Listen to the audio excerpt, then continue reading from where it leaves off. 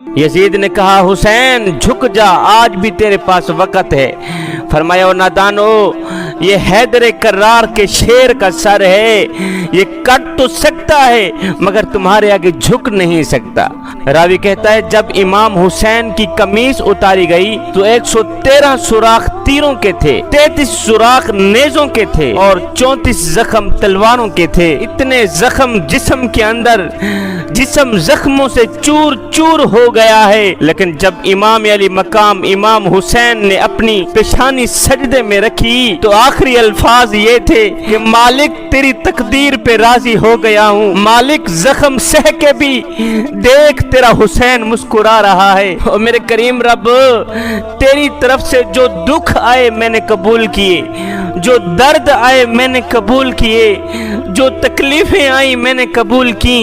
जे सोना मेरे दुख विच राजी तो मैं सुख नु चुल्ले ढावा। मालिक तुझे राजी करने के लिए मैंने सब कुछ किया, बता तो सही तू भी हुसैन पे राजी हुआ है कि नहीं हुआ। जवानों, आज मैं तुम्हें बताना चाहता हूँ कि इमाम हुसैन की शहादत आखिर में क्यों हुई। इमाम अली मकाम इमाम हुसैन ने अपनी शहादत को आखिर में क्यों रखा। वो इसलिए कि नवासा रसूल को मालूम था, इमाम अली मकाम इमाम हुसैन अलैहिस्सलाम को मालूम था कि मेरे शहीद होने के बाद कोई भी शहीद नहीं होगा। तारीख गवाह है कि इमाम हुसैन की शहादत के बाद कोई भी शहीद नहीं हुआ। यहाँ तक कि आपके बेटे, आपके खानदान की रूह रवां, यहाँ तक कि आपकी नस्ल पाक का बुनियादी पत्थर हजरत इमाम ज़ैनुल आबिदीन भी शहीद नहीं हुए।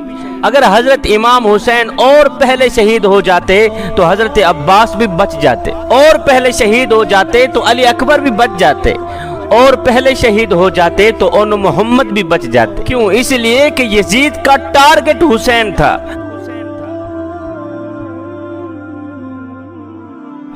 यजीद का निशाना हुसैन था। यजीद ने तो सिर्फ हुसैन को ही मारना था। मैं कहना यह चाहता हूँ, इमाम अली मकाम इमाम हुसैन ने अपनी गर्दन देने में देर ही क्यों की, अपनी शहादत को आखिर में क्यों रखा। इसलिए कि अगर इमाम अली मकाम इमाम हुसैन पहले शहीद हो जाते तो करबला में एक भी शहीद ना होता। तारीख गवाह है कि इमाम हुसैन के शहीद होने के बाद कोई भी शहीद नहीं हुआ। आप अपने जाविये से सोच रहे होंगे कि हुसैन नवासा रसूल है, हुसैन के जिस्म में रहमत आलम का खून है, हुसैन नहीं चाहते कि कोई भी मेरी वजह से जहन्नम में जाए, हुसैन नहीं चाहते कि मेरी वजह से कोई भी दोज़ख में जाए। मौका दे रहे हैं, पता नहीं किस पल में कौन पलट जाए, किस पल में किसकी तकदीर बदल जाए। इमाम हुसैन ने फरमाया, यजीदियो, अगर तुम्हारी बेवफाई अहले बैत के लहू से अपनी प्यास बुझाना चाहती है, अगर तुम्हारी तलवार की धार को मोमिन का लहू चाहिए, अगर तुम्हारे नेज़ों की नोक को अहले बैत का खून चाहिए, अगर तुम हमारे खून के ही प्यासे हो तो लो मैं तुम्हें अली अकबर देता हूँ, लो मैं तुम्हें अली असगर देता हूँ, लो मैं तुम्हें कासम देता हूँ, मैं तुम्हें ओनो मोहम्मद देता हूँ। और सुनो, अगर तुम्हारी तलवारें इनसे अपनी प्यास बुझा के खामोश हो जाएं तो मुझे मारने में जल्दी मत करना, मुझे मारने में जल्दी मत करना। इसलिए कि अगर तुम मुझे मारोगे तो तुम्हारे लिए बख्शिश के दरवाजे बंद कर दिए जाएंगे, तुम्हारे लिए जन्नत के दरवाजे बंद कर दिए जाएंगे। इसलिए कि जो अब्बास का कातिल है वो कातिल मोमिन है, जो अली अकबर का कातिल है वो कातिल मोमिन है, जो ओनो मोहम्मद का कातिल है वो कातिल मोमिन है। मगर सुनो, मैं हुसैन हूँ, मैं नवासा रसूल हूँ, मेरा कातिल कातिल मोमिन नहीं बल्कि मेरा कातिल कातिल दीन है। अगर तुम दीन के कातिल बन गए, अगर तुम इस्लाम के कातिल बन गए तो तुम्हारे लिए बख्शिश के दरवाजे बंद कर दिए जाएंगे। यजीदियों, कयामत के दिन अगर मैं चाहूँ तो मोमिनों के कातिलों को बख्शवा सकता हूँ, मगर जालिमों, अगर तुम हुसैन को मार कर दीन के कातिल बन गए, अगर तुम हुसैन को मार कर इस्लाम के कातिल बन गए तो याद रखना तुम्हारे लिए मगफिरत के दरवाजे बंद कर दिए जाएंगे। हाय, दुश्मन पर भी रहमत की नजर, दुश्मन पर भी हक की तरफ लौटने के मौके ये दे सकता है तो अली का लाल ही दे सकता है। यजीद लाखों का लश्कर लेके आया था, वो समझता था कि मैं किसी जंगल या किसी सहरा में हुसैन और हुसैन के साथियों का नाम और निशान मिटा दूंगा, इतना कि फिर हुसैन का नाम लेने वाला कोई नहीं होगा। इतना गंदा करके हराया मेरे इमाम हुसैन ने यजीद को, اتنا ذلیل کر کے ہرایا یزید کو کہ آج بھی امام حسین کی محفل سجانے والا بندہ کہتا ہے کہ کیا کہنے میرے بادشاہ حسین تیری وسعت کے، کہ پوری کائنات کے اندر اتنے لوگ یزید کے نام پر جینے کو تیار نہیں جتنے لوگ تیرے نام پر مرنے کو تیار ہیں۔ پوری کائنات کے اندر اتنے کسی کے گھر نہیں جتنے میرے پیر حسین کے گھر ہیں، اتنے کسی کے نوکر نہیں جتنے میرے پیر حسین کے نوکر ہیں، اتنے کسی کے غلام نہیں جتنے میرے پیر حسین کے غلام ہیں۔ کسی نئے مجمع میں جا کر میں نے کبھی نہیں کہا کہ میں آپ کے مزاج سے واقف ہوں یا نہیں، اس لیے کہ مجھے پتا ہے کہ پوری کائنات کے اندر حسین حسین کرنے والوں کا مزاج ایک ہی ہوتا ہے۔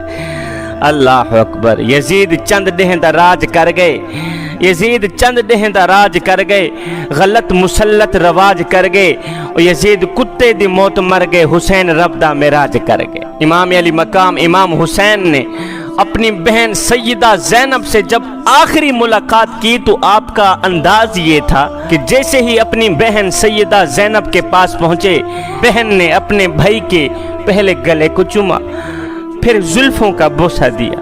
امام علی مقام امام حسین نے فرمایا، بہن پہلے جب میں آتا تھا تو تو میری پیشانی کو چومتی تھی، پیشانی کا بوسہ لیا کرتی تھی، آج تو میرے گلے کو کیوں چوم رہی ہے؟ آج میری زلفوں کا بوسہ کیوں لیا ہے؟ آج انداز بدلا ہوا کیوں ہے؟ بہن نے روتے ہوئے کہا، بھائی یہ ہماری آخری ملاقات ہے، آج ہماری آخری ملاقات ہے، آج کے بعد ہم ایک دوسرے سے ملاقات نہیں کر پائیں گے۔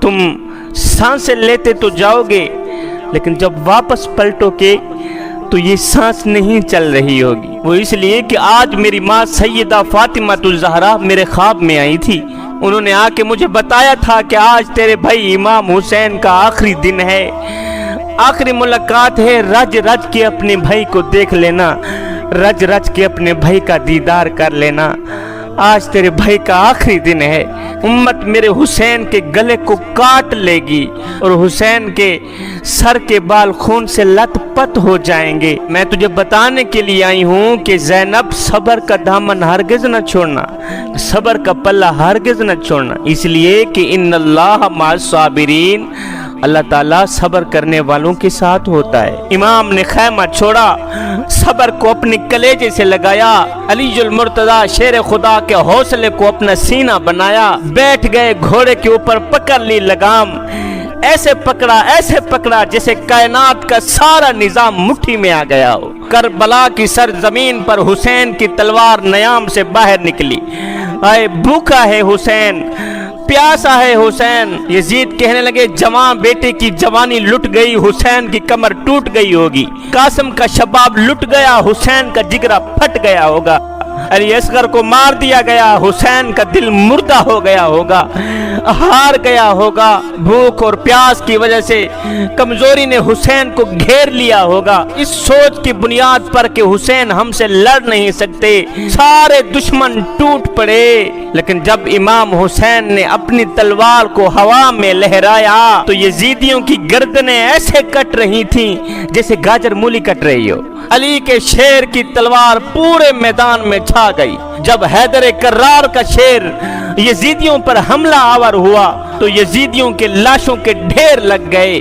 حسین کی تلوار ایسے چمک رہی تھی، ایسے لگتا تھا جیسے آسمان کے سارے تارے تلوار میں سما گئے ہوں، ایسے لگتا تھا جیسے حیدر کرار کا بازو حسین کے بازو میں سما گیا ہو، ایسے لگتا تھا جیسے صدیق کی صداقت، فاروق کی عدالت، عثمان کی سخاوت حسین کے سر پر پہرا دے رہی ہو، نواسہ رسول کے سر پہ سایہ دے رہی ہو، ایسے لگتا تھا جیسے مصطفیٰ مدینے سے چل کر کربلا میں آ گئے ہوں، ایسے لگتا تھا جیسے فاطمہ الزہرا نے دعا کے لیے ہاتھ اٹھا دیے ہوں۔ حسین کی تلوار چلتی رہی، یزیدیوں کی گردنیں کاٹتی رہی، شیر خدا کا شیر جنگ میں لڑتا رہا کہ اچانک یزیدیوں میں ایک بے چینی سی پھیل گئی، اضطراب پھیل گیا، ایک سناٹا چھا گیا کہ کہیں ایسا نہ ہو کہ کہیں اعتراض بھی نہ بن جائے کہ ایک ہی سپاہی نے پورے کے پورے لشکر کو مار گرایا ہے، سارے کے سارے لشکر کو مار دیا ہے ایک ہی سپاہی نے۔ یزیدیوں میں ایک دم بے چینی سی پھیل گئی، ایک ہلچل مچ گئی، سناٹا چھا گیا۔ کسی نے کہا، اے حسین ابن علی، آپ ہمیں مدد کی اجازت دیجئے۔ فرمایا نہیں نہیں، یہ امتحان حسین کا ہے، یہ امتحان فاطمہ الزہرا کے پتروں کا ہے۔ اور سنو، امتحان میں مدد لینا طالب علم کی کمزوری ہے، امتحان گاہ میں نقل لینا طالب علم کی کمزوری ہے میاں۔ ہاں میں نے مدد لی تھی جب فاطمہ الزہرا کی گود میں تھا، میں نے مدد لی تھی جب علی کے آنگن میں تھا، میں نے مدد لی تھی جب تربیت گاہ میں تھا، لیکن سنو، ایگزامینیشن ہال میں مدد مانگنا جرم ہے۔ پھر پتہ چلا کہ امام علی مقام امام حسین درس گاہ میں نہیں تھے، امتحان گاہ میں تھے، اور بتا رہے تھے کہ یزیدیو دیکھو، جو علی نے سکھایا تھا میں سیکھ چکا ہوں، جو نبی نے بتایا تھا میں بن چکا ہوں۔ تلوار چلتی رہی، یزیدیوں کے سر کاٹتی رہی، ایک دم یزیدیوں میں بے چینی سی پھیل گئی، اضطراب پھیل گیا کہ اس تلوار کو روکو، یہ تلوار تو گاجر مولی کی طرح کٹتی چلی جا رہی ہے۔ اور ناتانو، جس تلوار کو پیاس نہ روک سکی، جس تلوار کو بھوک نہ روک سکی، جس تلوار کو علی اکبر کی جوانی نہ روک سکی، جس تلوار کو قاسم کا لوٹا ہوا شباب نہ روک سکا، وہ تلوار بھلا کیسے رک سکتی ہے؟ حسین کی تلوار چلتی رہی، چمکتی رہی، یزیدیوں کی گردنیں کٹتی رہی، صفایا ہوتا رہا۔ اب اس تلوار کو کوئی نہیں روک سکتا، اب اس تلوار کو کوئی نہیں روک سکتا۔ لیکن اچانک امام حسین کی تلوار رک گئی، اچانک امام حسین کی تلوار رک گئی۔ یزیدی تعجب میں پڑ گئے، اور جس تلوار کو پیاس نہ روک سکی، جس تلوار کو بھوک نہ روک سکی، جس تلوار کو علی اکبر کی جوانی نہ روک سکی، جس تلوار کو قاسم کا شباب نہ روک سکا، جس تلوار کو علی اصغر کی پیاس نہ روک سکی، وہ تلوار اچانک کیسے رک گئی؟ اس لیے کہ نماز کا وقت ہو گیا تھا۔ آئے ہائے، نماز کا وقت ہو گیا تھا۔ جوانو، تم کتنی آسانی سے نماز چھوڑ دیتے ہو۔ ہائے، آگے دشمن ہے، پیچھے دشمن ہے، دائیں دشمن، بائیں دشمن، حسین کی تلوار چل رہی ہے، یزیدیوں کے گلے کاٹ رہی ہے۔ اچانک امام حسین کی تلوار رک گئی، اس لیے کہ نماز کا وقت ہو گیا تھا۔ اے حسین ابن علی، آگے دشمن ہے، پیچھے دشمن ہے، دائیں دشمن، بائیں دشمن، تلوار چلنی چاہیے تھی، تلوار کیوں روکی؟ فرمایا اس لیے کہ نماز اس سے بھی زیادہ اہم ہے، نماز اس کام سے بھی زیادہ اہم ہے، نماز اس سے بھی زیادہ اہم ہے۔ یہ درس کون دے رہے ہیں؟ نواسہ رسول دے رہے ہیں۔ تم کتنی آسانی سے نماز چھوڑ دیتے ہو، نام اس کا لیتے ہو جو پیاسا ہو کر بھی نماز نہیں چھوڑتا، تم شربت پی کر نماز چھوڑ دیتے ہو۔ ذکر اس کا کرتے ہو جو زخمی ہو کر بھی نماز نہیں چھوڑتا، تم صحت مند ہو کر نماز چھوڑ دیتے ہو۔ ذکر اس کا کرتے ہو جو بھوکا ہے نماز نہیں چھوڑتا، تم کھا پی کے نماز چھوڑ دیتے ہو۔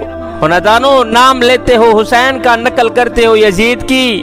مجھے بتاؤ تو صحیح، حسین تمہارے ساتھ کیسے ہوں گے؟ حسین عاشقوں کے ساتھ ہیں، حسین دوگلوں کے ساتھ نہیں ہے۔ امام حسین کی تلوار اچانک رک گئی، رک گئی تلوار۔ امام حسین نے تلوار کو نیچے رکھا، سجدے میں چلے گئے۔ جب امام حسین سجدے میں گئے تو یزیدیوں نے سوچا کہ اگر یہ نماز پڑھ کر فارغ ہوئے تو پھر ہم مارے جائیں گے، پھر ہم کچلے جائیں گے، ایک بار پھر قوت حیدر کرار کا جلوہ دیکھنے کو ملے گا، پھر خیبر شکن کا بیٹا یزید شکن بن کر ابھرے گا۔ اب یزیدیوں نے فیصلہ کیا، ظالموں نے فیصلہ کیا کہ اس سے پہلے امام حسین نماز سے فارغ ہوں، سلام پھیرنے سے پہلے پہلے ہی اسے مار دو، سلام پھیرنے سے پہلے پہلے ہی اس کا سر تن سے جدا کر دو۔ ہوا بھی یہی، ایک دم زمین تھرا اٹھی، آسمان کانپ اٹھا، رونے والوں کا دل لرزنے لگا، ایک دم فرشتوں میں ہلچل مچ گئی، نبی کی روح کو صدمہ پہنچا، فاطمہ کا دل ٹوٹ گیا، علی کے دل کو چوٹ پہنچی۔ عین سجدے پر امام علی مقام امام حسین کا سر سجدے میں تھا کہ ایک ظالم آیا، اس نے ایسا حملہ کیا کہ اس یزید لعین شمر نے میرے پیر امام حسین کا سر تن سے جدا کر دیا۔ انا للہ و انا الیہ راجعون۔ میں سوچ میں پڑ گیا کہ امام علی مقام امام حسین کربلا میں آئے تو شہید نہیں ہوئے، آپ خیمے میں تھے شہید نہیں ہوئے، آپ گھوڑے پر تھے شہید نہیں ہوئے، اب آپ نماز میں شہید کیوں ہوئے ہیں؟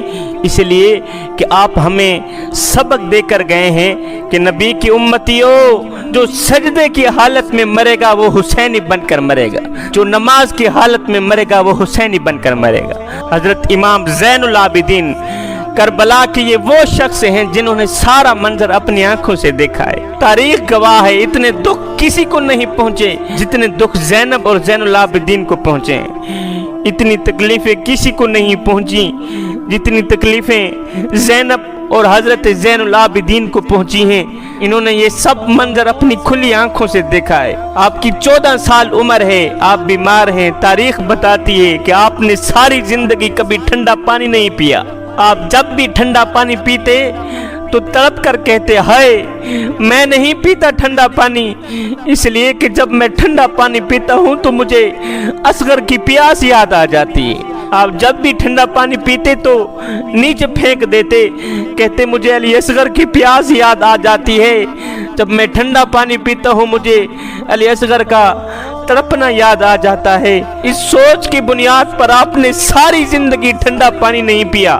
حضرت زین العابدین نے کربلا کا یہ سارا منظر اپنی آنکھوں سے دیکھا ہے، سارے شہداء اپنی آنکھوں سے دیکھے ہیں۔ پھر آپ نے دمشق کے بازاروں میں، کوفے کی گلیوں میں اپنی قیادت کا قافلہ گزارا تھا۔ جب یزید کے دربار پر حضرت امام زین العابدین پہنچے، یزید نے پہلے تو دکھ کا اظہار کیا، پھر کہا جی ہم سے غلطی ہو گئی، یہ میں نہیں چاہتا تھا پر یہ ہو گیا، اب بتائیں اگر آپ کی کوئی شرط ہو تو میں پوری کر دیتا ہوں۔ آپ نے فرمایا جو ہو گیا سو ہو گیا، اب میری 4 شرطیں ہیں یہ مان لو، میری 4 باتیں ہیں یہ مان لو۔ 4 باتوں میں سے پہلی بات یہ ہے کہ میرے امام حسین کا سر مجھے واپس دے دو تاکہ ہم کربلا جا کے ان کی تدفین کر سکیں۔ دوسری یہ تھی کہ ہمیں مدینے حفاظت سے پہنچا دو۔ تیسری شرط یہ ہے کہ مجھے جمعے کا خطبہ دینے کی اجازت دی جائے۔